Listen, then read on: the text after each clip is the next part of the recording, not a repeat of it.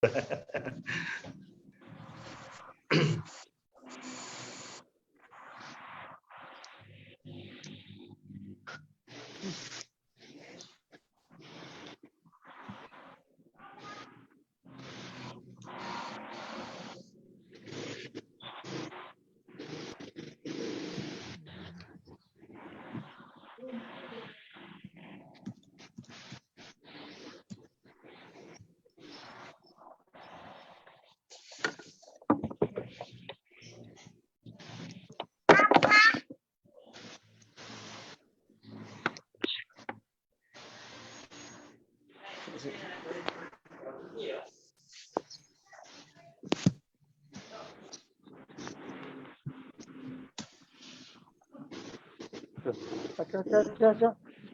Kok disuai aja.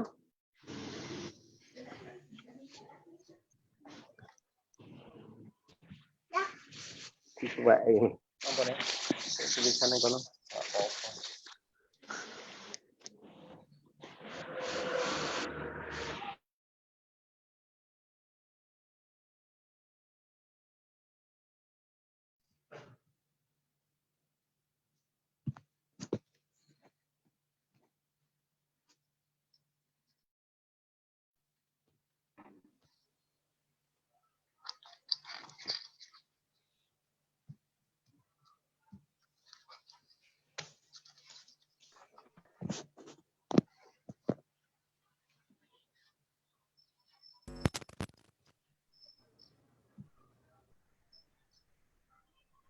Halo, Ustaz Herudin. Oke. Partisipan sudah mencapai 15, barangkali kalau memang sudah siap bisa dimulai. Monggo, oke.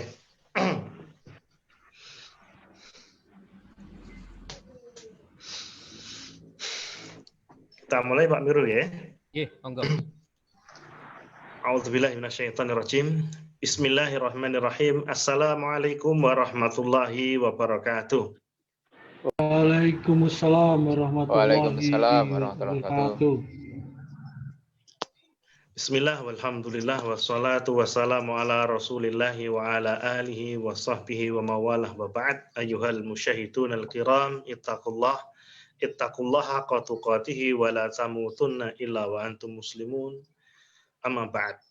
Kepada para pemirsa partisipan kajian daring Zoom PDM Kabupaten Blitar yang berbahagia, alhamdulillah kita sudah berada di penghujung Ramadan dan sambil menanti datangnya iftar, maka seperti biasa kita isi dengan mengikuti kajian online melalui Zoom pada saat sore hari ini.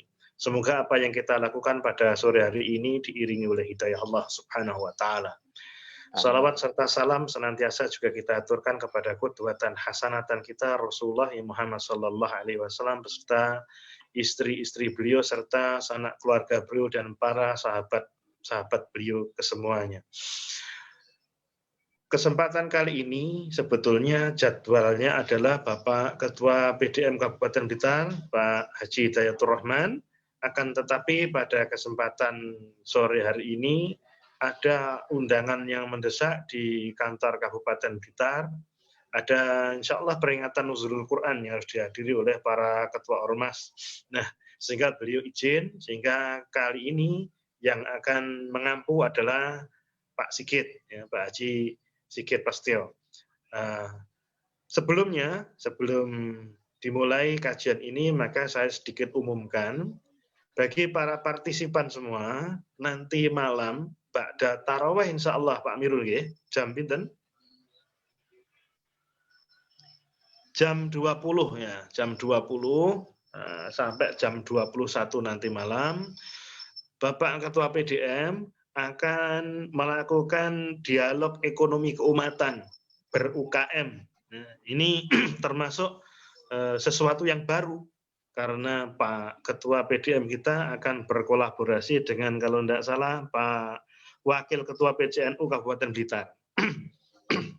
Dan juga ada Kang Aziz, salah satu pegiat ekonomi desa. Nanti kalau mungkin kita bisa bergabung, nanti ID-nya akan diumumkan oleh Pak Amirul di akhir kajian ini, juga mungkin bisa kita umumkan di grup-grup kita.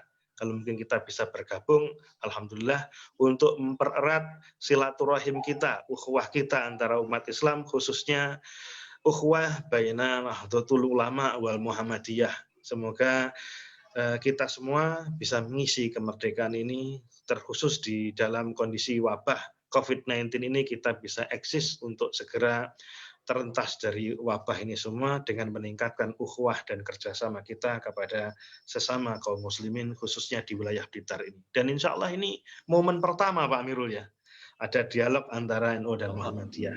Ya, semoga nanti juga lancar. Nah, langsung saja pada kesempatan sore hari ini, Pak Sigit Prasetyo beliau Wakil Ketua PDM Kabupaten Blitar, juga sekaligus banyak wazifahnya di MPKU juga, sekaligus yang menggawangi Lazismu, sehingga tema yang beliau ampu hari ini adalah mengenai zakat. Mari kita ikuti kajian zakat ini oleh Pak Sigit, sampai nanti kita berikan tajawab atau tanya jawab Pak Sigit ya, insya Allah kita beri kesempatan seperti itu. Monggo Pak Sigit, tafadhal. Baik, terima kasih Ustaz Harifuddin. Bismillahirrahmanirrahim. Assalamualaikum warahmatullahi wabarakatuh. Waalaikumsalam warahmatullahi wabarakatuh. Bismillah, alhamdulillah, la haula wala quwata illa billah, asyhadu an la ilaha illallah wa asyhadu anna Muhammadan abduhu wa rasuluh. Allahumma sholli ala Muhammad wa ala ali Muhammad, amma ba'du. Yang terhormat Ketua Pimpinan Daerah Muhammadiyah Kabupaten Blitar beserta jajarannya sampai di cabang dan ranting, juga Ketua Pimpinan Daerah Aisyah beserta jajarannya dari cabang sampai ke ranting, Ketua Ortum, dan juga majelis, lembaga, warga simpatisan, dan semua yang bisa ikut pada kajian pada sore hari ini. Puji syukur alhamdulillah rabbil alamin, atas nikmat dan rahmatnya kita masih diberi nikmat sehat, nikmat sempat, dan tentunya nikmat iman. Salawat serta salam semoga tetap terlimpahkan pada junjungan Nabi Muhammad SAW, keluarga, sahabat, dan para pengikutnya yang senantiasa melaksanakan sunnah-sunnah yang telah dicontohkan. Bapak dan Ibu yang dirahmati Allah, pada kesempatan ini saya ingin menyampaikan tentang zakat. Kebetulan saya juga diamanai di lembaga zakatnya Muhammadiyah, yaitu Lazismu. Maka saya hari ini juga memperkenalkan bajunya Lazismu seperti ini, agar manakala dari fundraisingnya Lazismu itu berkeliling, tidak menjadi asing bagi Bapak dan Ibu sekalian yang barangkali belum mengenal daripada personal-personal di Lazismu ini. Bapak dan sekalian yang dirahmati Allah, pada kesempatan ini saya ingin menyampaikan keputusan Dewan Syariah Lazismu Pusat, yaitu nomor 1 SK/DS 17/A tahun 2018. Jadi SK ini sudah tahun 2018 disahkan oleh Dewan Syariah Pimpinan Pusat Muhammadiyah di Yogyakarta waktu itu. Nah, Dewan Syariah itu menimbang bahwa dan sebagainya, mengingat dan sebagainya, bahwa memutuskan panduan Lazismu Lembaga Zakat Infak Sedekah Muhammadiyah tentang penghimpunan dan pentasarufan zakat, infak, dan sedekah. Bahwa panduan Lazismu yang pertama tentang perhimpunan zakat dan pentasarufan zakat, infak, dan sedekah diatur sebagaimana tertuang dalam lampiran di lembaran ini. Ditetapkan tanggal 18 Januari tahun 2018 Masehi. Bapak dan Ibu sekalian, dasar daripada penghimpunan ini menurut Undang-Undang di Pengelolaan Zakat yaitu nomor 23 tahun 2011. Kemudian juga ada peraturan pemerintah nomor 14 tahun 2014 tentang pelaksanaan Undang-Undang nomor 23 tahun 2011 yaitu tentang pengelolaan zakat. Kemudian juga putusan Muktamar dan putusan Pimpinan Pusat Muhammadiyah. Kemudian putusan tarjih dan fatwa tarjih beserta pengembangannya.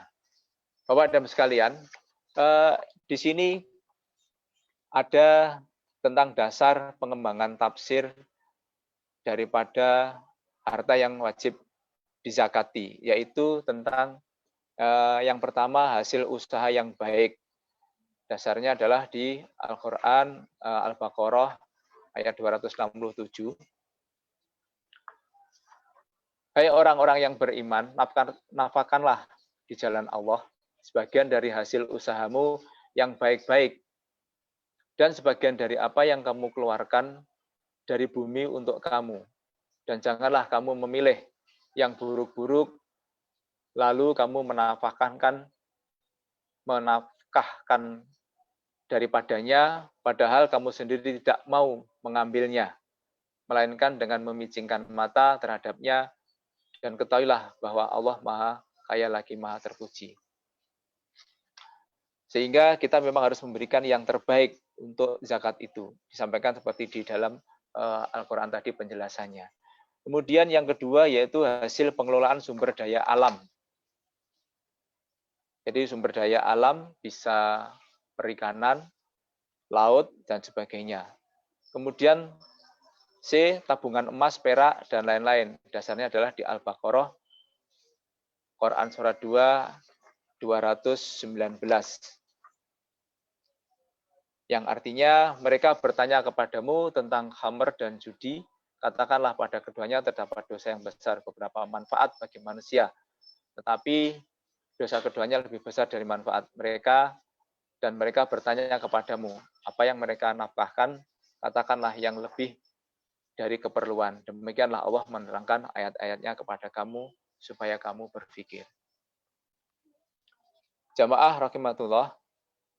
Kemudian tentang tabungan emas, juga demikian di surat yang sama. Kemudian yang kedua, muzaki, pemberi zakat, atau orang-orang yang membayar zakat. Yaitu adalah orang muslim yang memiliki penghasilan setara dengan 85 gram emas dalam waktu setahun, dan dipandang memiliki kecukupan dalam memenuhi kebutuhan pokok, pangan, sandang, dan papan, kesehatan, sekarang perlu pendidikan. Seperti dalam diterangkan dalam Quran surat At-Taubah ayat 103. Ambillah zakat dari sebagian harta mereka, dengan zakat itu kamu membersihkan dan mensucikan mereka, dan mendoalah untuk mereka. Sesungguhnya doa kamu itu menjadi ketentraman jiwa bagi mereka, dan Allah Maha mendengar lagi Maha mengetahui. Jamaah rahimatullah, dalam kebijakan Dewan Syariah Majelis Muhammadiyah Pimpinan Pusat Muhammadiyah, harta yang wajib dizakati yaitu yang hasil yang kerja baik meliputi perdagangan, peternakan, sewa menyewa, profesi, investasi, asuransi, termasuk dana pensiun. Kemudian juga dana-dana di perusahaan. Kemudian hasil pengelolaan sumber daya alam meliputi pertanian, perkebunan, perikanan, pertambangan, budidaya laut, dan juga harta karun atau harta temuan. Tentang tabungan, yaitu bisa tabungan emas, perak, uang, kemudian benda-benda lain seperti kalau sekarang ini saham. Jadi saham itu kalau dulu juga ada deposito, tapi yang sekarang yang paling banyak adalah saham. Itu juga menjadi materi yang harus dizakati. Jamaah rahimatullah. Yang kedua tentang zakat fitrah. Zakat fitrah itu adalah harta yang dibayarkan untuk zakat yang kadarnya, yaitu makanan pokok berupa beras kalau di sini. Mungkin di tempat yang lain beda, ada juga jagung, kemudian juga mungkin gandum di tempat yang lain karena memang kebiasaannya. Ada yang menghukumi 2,5 kilo kalau di pimpinan Dewan Syariah ini 2,5, ada yang berpendapat 2,7, bahkan juga ada yang sampai 3 kilo. Tinggal kita mau ambil yang mana. Nah, kemudian atau juga bisa dengan uang yang harga makanan pokok itu seberat atau senilai 2,5 kilo itu tadi. Pihak penerima adalah untuk zakat fitrah fakir miskin. jelas bahwa untuk zakat fitrah ini memang dikhususkan untuk fakir dan miskin. Waktunya kapan? Waktunya pembayaran atau penarikan selama bulan Ramadan. Artinya sebenarnya dari awal boleh. Cuma jamaah banyak rata-rata itu mengakhirkan sebelum sholat Id. Jadi kemudian kalau semuanya mengambil di sholat Id itu rata-rata akhirnya itu menumpuk. Nah, di sini disebutkan yang menjadi permasalahan, saya sempat bersharing tadi dengan Ustadz Dudung. Di sini disebutkan waktu pembagiannya adalah sepanjang tahun. Ini yang saya juga masih baru. Saya alhamdulillah beberapa waktu yang lalu mengikuti kajiannya Bapak Dr. Hamim Ilyas ini sebagai Dewan Syariah di pimpinan pusat melalui Zoom juga yang diundang oleh Lazismu Gresik. Dan saya juga sudah konfirmasi dengan Mas Rozak sebagai Ketua Lazismu yang di Gresik, penjelasannya seperti apa tentang pembagian sepanjang tahun itu. Jamaah rahimatullah, dasarnya adalah diriwayatkan bahwa dalil bolehnya zakat fitrah dengan nilai beras atau makanan pokok yang dibolehkan diberikan sepanjang tahun. Diriwayatkan, nanti mohon Ustadz Arifuddin dibantu, saya ini mendapatkan dari Ustadz Dr. Hamim Ilyas, dalil bolehnya zakat fitrah dibagi sepanjang tahun, bahkan seumur hidup. Hadisnya diriwayatkan dari Abdullah bin Umar radhiyallahu an, Rasulullah Shallallahu alaihi wasallam bersabda, dan buatlah mereka cukup sehingga tidak meminta-minta pada hari ini. Sabda Nabi itu menunjukkan bahwa zakat fitrah diberikan kepada fakir miskin pada dasarnya untuk membuat mereka berkecukupan pada hari raya Idul Fitri. Sehingga tidak keliling meminta-minta dari rumah ke rumah. Membuat mereka berkecukupan boleh, bahkan utamanya tidak hanya pada hari raya saja, tapi sepanjang tahun atau sepanjang hidupnya. Pembagian zakat fitrah sepanjang tahun atau bahkan seumur hidup menurut mazhab Hanafi tidak sekedar ditunjukkan oleh sabda sunnah qauliyah tersebut, tetapi menjadi praktek Nabi sunnah fi'liyah dalam pembayaran zakat.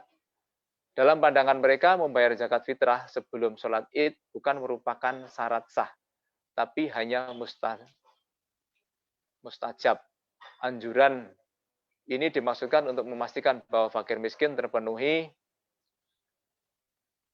kebutuhan hidupnya pada hari raya. Pandangan mazhab Hanafi ini diantaranya terdapat dalam kitab Baitus Sana'i fi Tartibisi Syar'i karya Abdul A'la Al-Khasani dan Hanafi.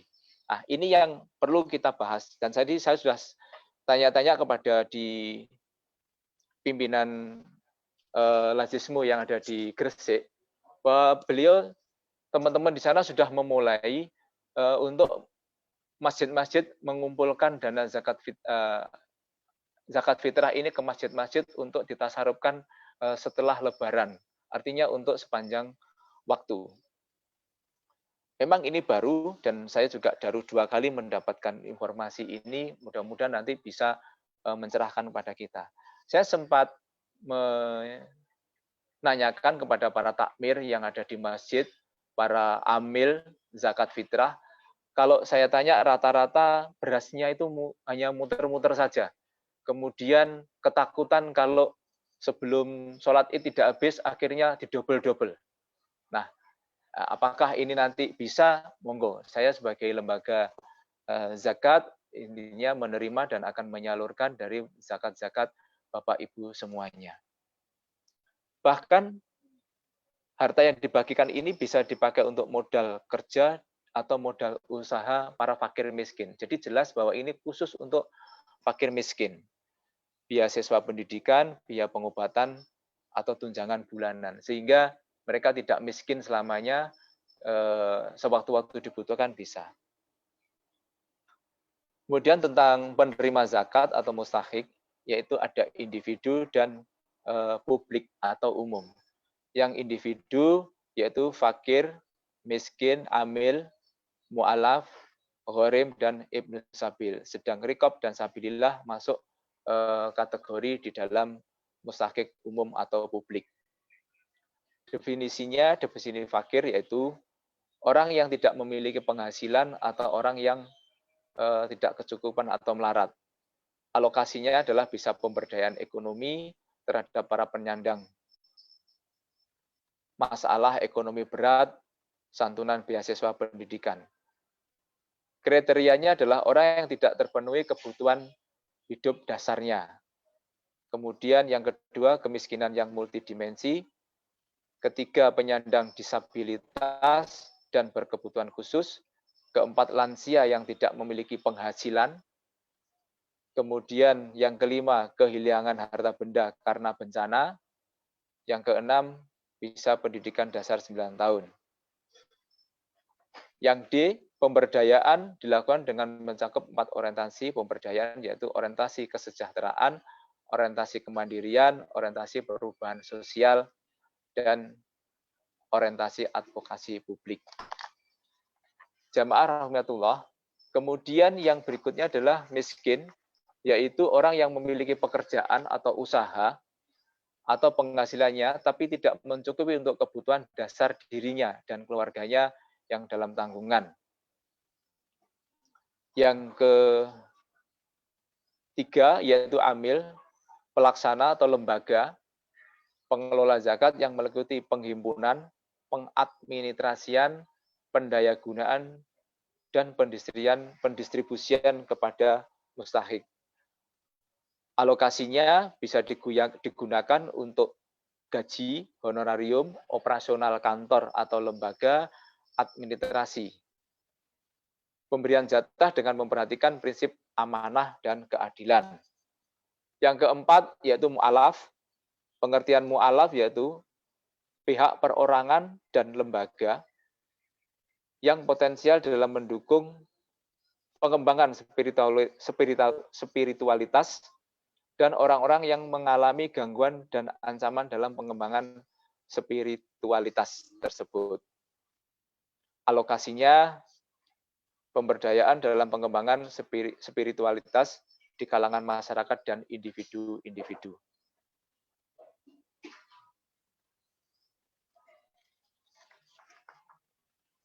Kemudian yang berikutnya, yang kelima, yaitu gharim.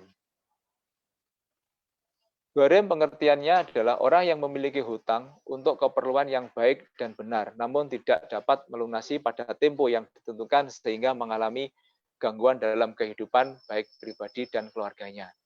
Saat ini untuk kategori gharim kami juga agak lebih berhati-hati begitu dalam menentukan kategori ini, tidak gampang-gampang untuk mengeluarkan haknya yang 1/8 itu atau 12,5%, karena kita memang harus bisa mempelajari siapakah yang mengajukan sebagai gharim ini. Apalagi dengan posisi COVID-19 ini kita juga sulit kategori gharim yang mana yang harus kami berikan jatahnya, yaitu sekitar jatahnya adalah 12,5% atau 1/8. Yang berikutnya adalah ibnu sabil, yaitu orang yang tidak memiliki biaya pendidikan tinggi dan orang yang tidak memiliki bekal untuk mengadakan atau meneruskan perjalanan. Jadi ini juga bisa untuk ibnu sabil. Kategori ibnu sabil itu adalah orang yang lagi belajar. Itu juga bisa kita tasarufkan, haknya sama 1/8 atau 12,5% dari dana zakat itu sendiri. Jamaah rahimatullah. Kemudian yang ke-7 yaitu rikob.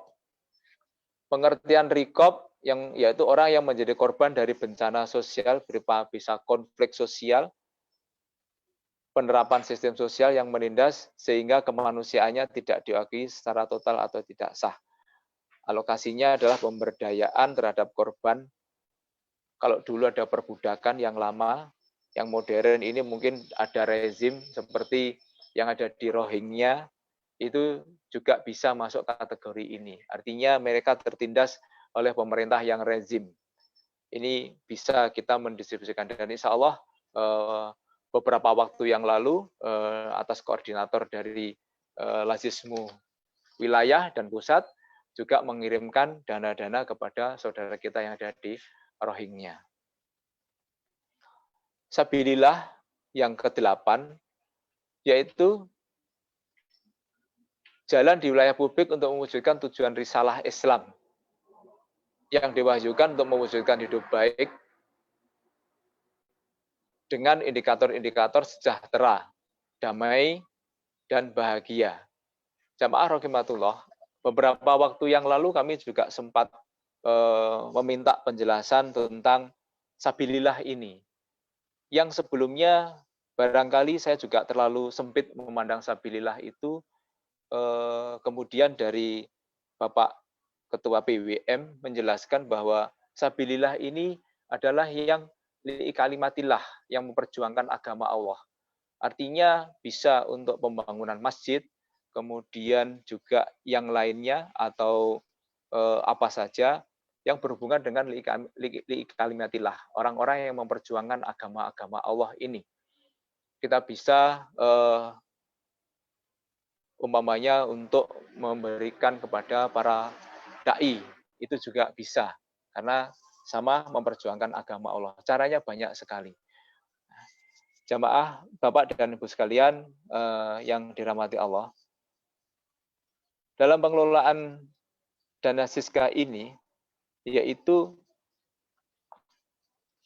tabel yang bisa saya sampaikan tentang zakat nilainya. Jadi kalau untuk zakat fitrah, jelas tadi 2,5%, 2,5 kilo, mohon maaf, 2,5 kilo beras atau makanan pokok di daerah tersebut, waktunya adalah pada saat bulan Ramadan. Kemudian untuk zakat emas, itu adalah yang dimiliki 85 gram, waktunya adalah 1 tahun 2,5. Ini pengertiannya adalah yang diperdagangkan. Akan tetapi bagi ibu-ibu yang membeli perhiasan, itu zakatnya adalah 1 kali pada saat membeli. Jadi beda sekali kalau ibu-ibu tidak memakai nisab atau takaran, akan tetapi saat membeli bisa dibayangkan kalau harus menggunakan ukuran harus 85 gram. Jadi ibu-ibu akan memakai emas-emasan 85 gram itu juga luar biasa, baru nanti dizakati. Kemudian kalau perak itu adalah 672 gram, waktunya sama 1 tahun, zakatnya 2,5%. Perniagaan atau perdagangan ini juga sama, nilainya adalah 85 gram emas murni, waktunya 1 tahun, zakatnya 2,5%. Jadi kalau hari ini itu harga emas murni, saya juga nggak tahu harga emas murni hari ini berapa, sekitar 800-an ribu per gram. Jadi kalau dikalikan 2,5%-nya sekitar 70 jutaan lah, 70 juta atau 70 sekian. Artinya seseorang yang sudah memiliki harta senilai 70 juta atau senilai 85 gram emas murni ini sudah wajib zakat. Dan zakat itu lebih spesifik, jelas. Artinya menerima dan membayar. Bagi yang belum membayar, itu berarti kita wajib zakati. Artinya memang belum mampu. Artinya kita harus menzakati karena belum wajib zakat. Nah, jadi menerima dan membayar. Bagi yang sudah wajib harus membayar. Oleh sebab itu, kita sebagai Muslim kalau mengimani berarti kita rukun Islam itu kita wajib zakat. Zakat di situ zakat mal juga zakat fitrah. Kemudian kalau pertanian itu adalah setiap kali panen, jelas disebutkan kalau yang 10% setiap kali itu adalah dari tada hujan, tidak membiayai, tapi yang membiayai adalah 5%. Kemudian ada rikas atau harta temuan saat mendapatkan itu 20%. Yang lagi sekarang banyak dibahas yaitu tentang zakat profesi. Beberapa pendapat yang ada di buku bahwa zakat profesi ini ada dua cara. Ada yang memahami zakat profesi itu setiap menerima itu mengeluarkan zakat 2,5%. Tetapi di pimpinan Pusat Muhammadiyah itu menjelaskan bahwa pendapatannya dikurangi kebutuhan hidup layak yang saya sampaikan tadi untuk makan, papan, sandang, kemudian kesehatan, pendidikan. Setelah ada sisanya baru dikalikan 12. Kalau sudah mencukupi nisab atau senilai dengan 85 gram emas, baru mengeluarkan zakat. Akan tetapi kalau belum berarti kita bisa mengeluarkan dengan infak atau sedekah. Kemudian juga simpanan investasi berupa saham dan sebagainya, zakatnya sama. Setelah masa 1 tahun, kalau nilainya senilai 85 gram emas, zakatnya juga sama-sama 2,5%.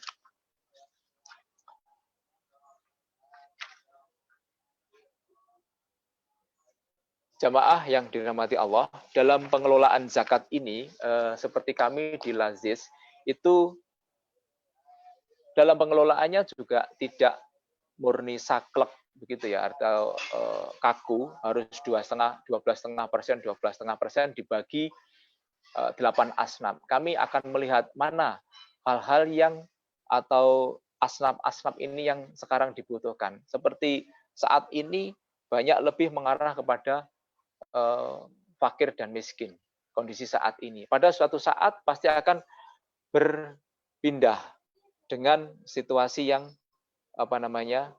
berbeda. Nah, dalam pengelolaannya bisa maksimal sampai di 20%. Jadi bisa ditambahkan dari asnaf yang lainnya. Sehingga memang dalam pengelolaan zakat itu seperti itu agar kembali lagi kebutuhan saat itu bisa tercukupi. Jamaah rahimatullah, insya Allah ini yang bisa saya sampaikan dan mohon sekali lagi nanti Ustadz Arifuddin mengoreksi apa yang saya sampaikan tentang zakat fitrah utamanya.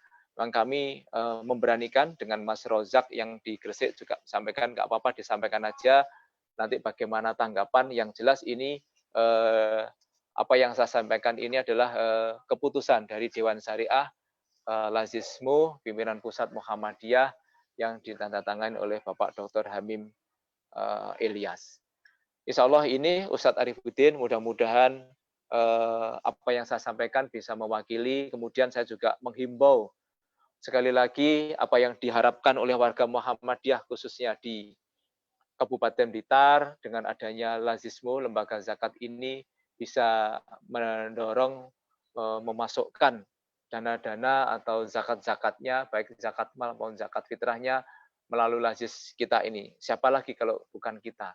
Kami juga tidak menutup pintu untuk seluruh warga masyarakat. Jadi kami Lazismu hadir tidak hanya untuk warga Muhammadiyah. Hari ini kami dari MC3 atau Muhammadiyah COVID Command Center juga mendistribusikan sekitar 1.200 paket sembako ke 19 cabang atau 19 kecamatan yang di situ ada terdiri juga kerjasama dengan Aisyah yang hari ini lagi milad yang ke-103 Hijriah dan 106 Masehi. Nah, hari ini bersama-sama serentak secara nasional mendistribusikan lumbung ketahanan Muhammadiyah atau lumbung kemanusiaan ini. Jadi dalam porsi yang bisa saya sampaikan, ada lebih dari 20% kami mendistribusikan di luar warga Muhammadiyah. Juga guru-guru IGABA, juga warga-warga dan simpatisan. Jadi sekali lagi Muhammadiyah hadir untuk bangsa. Sama dengan di Muhammadiyah, jadi Lazismu ini hadir juga untuk bangsa. Semua kita akan bisa kerjasamakan, kami membuka diri dengan siapa saja untuk kemaslahatan umat khususnya di Kabupaten Blitar ini. Insya Allah ini Ustadz Arifuddin, mohon maaf bila mana ada kurang dalam penyampaian dan mohon dikoreksi bila mana ada kesalahan. Terima kasih. Alhamdulillah, terima kasih Pak Sigit. Kita sudah diberikan pencerahan yang nayyirah mengenai zakat. Insya Allah kita semua berharap, ya, semua kita berharap menjadi muzaki, ya, sehingga kita bisa kemudian bermanfaat bagi orang lain. Itu harapan dari Islam. Tadi Pak Sigit sampaikan bahwa untuk tauzik atau pendistribusian zakat fitrah itu diinisiasi oleh Dewan Syariahnya Lazismu, bahwa boleh disalurkan, ditasarufkan selama 1 tahun atau bahkan seumur hidup. Itu termasuk kaitannya dengan fikih nawazil, fikih kontemporer yang terjadi sekarang, Pak Sigit. Lajnah Daimah Arab Saudi juga pernah diberi pertanyaan mengenai hal yajuzuli ikhraju zakah al-mal wal fitrah muqaddamatul lasana. Bolehkah kami mengeluarkan zakat mal dan zakat fitrah itu sepanjang tahun fi sakli rawati bil usar al-faqirah fi kulli syahrin, karena untuk membantu keluarga-keluarga miskin atau fakir yang selama setiap bulan selama 1 tahun. Dan mereka menjawab, la ba'sa bi ikhrajiz zakati qabla khululil qaul bisanah au sanatain idza iqtadat al-maslahah dzalika wa i'tauha al-fuqara wal mustahiqina syahriyan. Jadi tidak apa-apa memberikan yang seperti itu dalam tinjauan maslahah. Kadang-kadang memang yang repot itu kalau kita kasih mungkin sekali blek itu, maka akan habis saat itu juga. Jadi juga ada yang dicicil bulanan, ya, tiap bulan dikasih sehingga kebutuhan tiap bulannya itu akan terpenuhi. Itu salah satu inisiatifnya Lajnah Daimah, juga insya Allah sama dengan Lazismu. Itu insya Allah tidak apa-apa Pak Sigit. Mungkin konsideran yang dipakai oleh Dewan Syariahnya Lazismu juga insya Allah hampir sama. Itu yang saya tambahkan, juga termasuk tadi Pak Sigit sampaikan seluruh zakat dan Lazismu, insya Allah Pak Sigit dan kru akan juga menerima wakaf kalau mungkin ada, ya Pak Sigit ya. Ya, wakaf kan juga termasuk wakaf, dan ini alhamdulillah di Blitar ini kepedulian wakaf termasuk wakaf tanah itu juga luar biasa. Dan mungkin yang baru nanti mungkin adanya dalam tanda kutip masih menjadi pembahasan hangat itu wakaf profesi dan lain sebagainya. Itu nanti mungkin bisa kita bahas. Para partisipan yang saya hormati, mungkin kalau ada pertanyaan mengenai zakat ataupun infak, sedekah, atau mungkin semuanya mengenai wakaf, silakan ditanyakan langsung kepada Pak Sigit dan kita bisa bergabung berdiskusi bersama-sama di forum ini. Monggo, tafadhol, silakan. Assalamualaikum warahmatullahi wabarakatuh. Waalaikumsalam warahmatullahi wabarakatuh. Pak Ahsan ini kelihatannya. Monggo Pak Ahsan, nggih. Mohon izin Pak Sigit, Pak Ustadz Tarikuddin, ada beberapa pertanyaan, agak banyak juga, tapi nanti dijawab secara prioritas saja yang istilahnya bisa untuk diperjelaskan. Mungkin nanti sisanya kami mohon waktu untuk berkunjung ke Lazismu untuk melengkapi dari apa yang kurang dari kami tanyakan. Nah, yang terkait dengan zakat profesi tadi, asumsinya begini Pak, kalau misalkan contoh singkatnya penghasilan 8 juta per bulan, kalau misalkan dikalikan 12 ketemunya 96 juta, nah itu sudah mencukupi dari 85 gram emas tadi ya, yang nominalnya 70-75 juta di situ. Nah, kalau misalkan itu bisa dikurangi, itu sudah kena dari wajib zakat. Kemudian kalau dikurangi lagi menjadi kebutuhannya, misalkan dengan dikurangi kebutuhan sehari-hari menjadi kurang lebih 4 juta lah per bulan, itu bersihnya neto. Maka itu jadikan tidak kena zakat. Begitu kan ya kira-kira, kan di bawah 70 juta. Ketemunya kan 45 juta. 8 juta nggih. Nah, di situ. Nah, bedanya seperti ini, Pak. Mungkin 48 juta itu di tahun pertama penghasilan. Kemudian di tahun kedua penghasilan itu kan menjadi tabungan.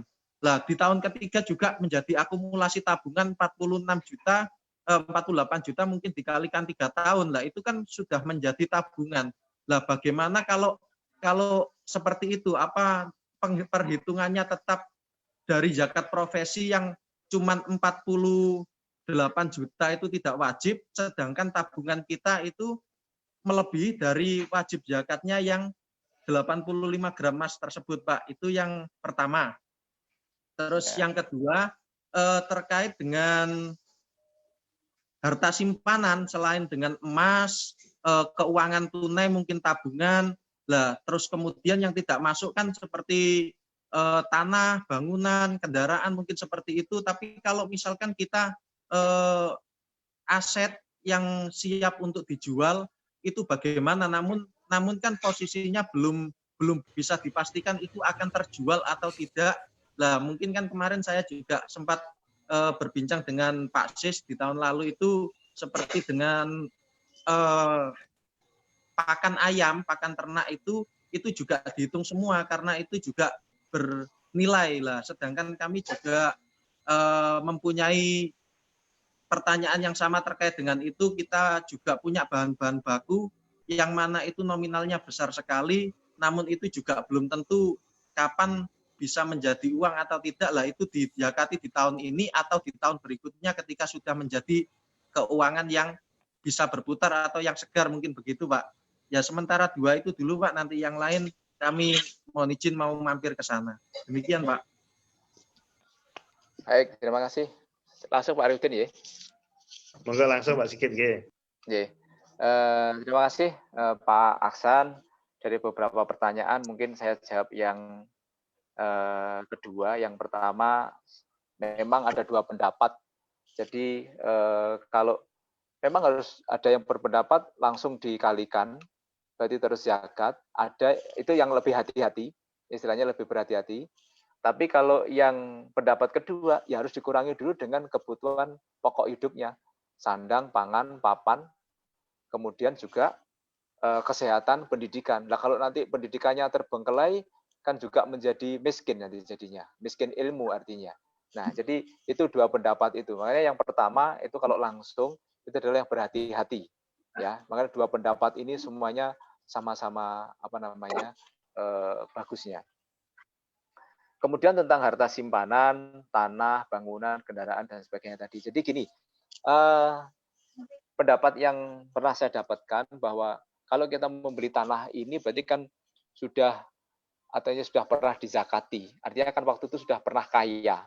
Jadi waktu mengeluarkan uangnya itu pasti sudah dizakati. Atau kalau belum, itu sebenarnya di hati nuraninya masing-masing. Wong kita ini mau berdagang dengan Allah gitu ya. Umpamanya kita ngakali nih supaya tidak kena zakat, tak belikan barang dulu. Nanti begitu loncat ganti tahun, saya jual lagi. Nah ini kan mengakali diri sendiri. Bahkan kan kita jelas ya di penjelasan itu, apabila kamu mengeluarkan zakat atau infak sedekah, 1 biji akan tumbuh menjadi 7 tangkai. Jadi 7 tangkai, masing-masing tangkai menjadi 100. Artinya Allah itu akan melipat gandakan lebih banyak. Lah kalau dengan diri sendiri saja sudah menipu, bagaimana dengan Allah itu? Nah ini penjelasan saya. Jadi baik tanah, rumah, kendaraan itu seperti itu Pak Aksan. Nanti monggo mampir kita bisa berdiskusi lebih lebih gayang gitu, lebih panjang waktunya supaya banyak yang bisa kita pertemukan tentang hal-hal zakat ini. Dan memang alhamdulillah dalam 2 tahun pengelolaan ini meskipun tertatih-tatih, Lazismu Kabupaten juga ada tumbuh. Artinya tumbuh itu para muzaki, donaturnya meningkat. Kami sangat mengharapkan sekali sehingga laporan kepada pimpinan wilayah bahwa kalau di Blitar ini muzakinya banyak. Nilai itu nomor keduanya. Tapi orang-orang person-personnya peduli terhadap lembaga zakat miliknya Muhammadiyah ini sendiri. Saya juga banyak beberapa teman di luar Muhammadiyah kami ajak, mereka juga alhamdulillah simpatik. Artinya bahwa Lazismu itu sekali lagi tidak hanya untuk warga Muhammadiyah saja. Insya Allah itu Pak Aksan, monggo nanti kapan-kapan kita janjian bisa sharing tentang zakat yang lebih banyak lagi. Monggo Ustaz Arif. Ya. Alhamdulillah, terima kasih sekali Pak Sigit. Kajian kita kali ini berjalan dengan lancar, alhamdulillah, walaupun kita belum bisa memenuhi keinginan partisipan secara keseluruhan. Mungkin kalau masih ada pertanyaan lagi, karena waktu sudah menunjukkan mepet untuk berbuka, maka insya Allah mari kita tutup dulu kajian kita sore hari ini. Tapi sebelumnya saya ingatkan kembali bagi nanti yang ingin bergabung bersama-sama Pak Dayat dalam kajian apa itu ekonomi bersama antara Muhammadiyah dan Nahdlatul Ulama, silahkan bergabung, nanti ID-nya akan dikasih sama Pak Amirun. Mari kita tutup kajian kita sore hari ini dengan bacaan hamdalah dan doa kafaratul majelis. Alhamdulillahirabbil alamin. Subhanakallahumma wa bihamdika asyhadu an la ilaha illa anta astaghfiruka wa atubu ilaik. Assalamualaikum warahmatullahi wabarakatuh. Waalaikumsalam warahmatullahi wabarakatuh.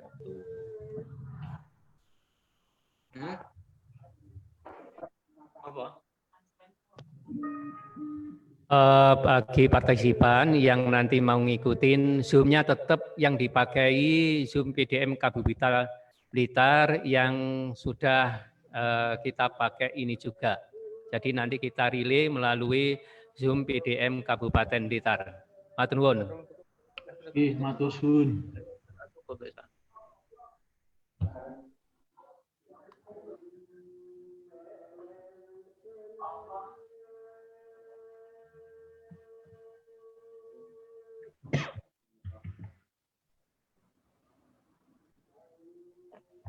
Wah, Jose Ayu Chandra.